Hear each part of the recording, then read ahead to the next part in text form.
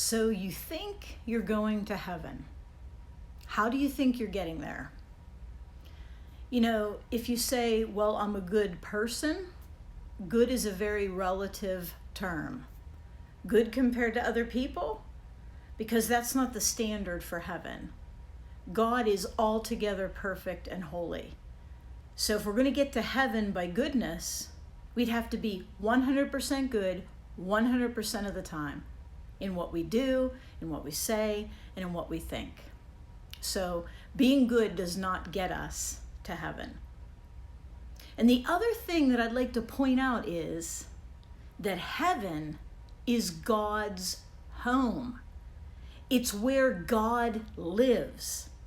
It's also a place of complete righteousness, which is a word that simply means right. It's a place where everything is as it ought to be. And since it's God's home and it's a place of righteousness, the question is, why would anybody think they were going to heaven when it's God's home, being in His presence forever, and they don't really want much to do with Him here on earth? If you feel like spending time with God and knowing God here on earth is some kind of obligation or just a religious thing that you try to do, you don't belong in heaven. People who love God, people who want to be in His presence, people who love to learn about Him and to have a more intimate relationship with Him, those are the people that belong in heaven. People who desire things to be as they should be. People who hate it when they sin.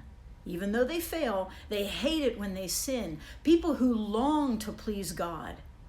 Those who are trying to build His kingdom.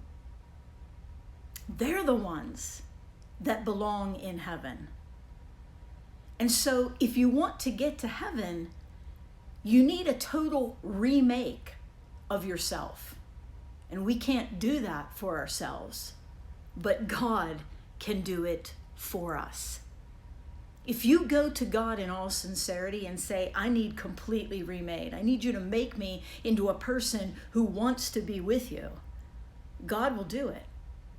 Jesus Christ died on the cross and paid for our sin to make us right with God and make us love Him.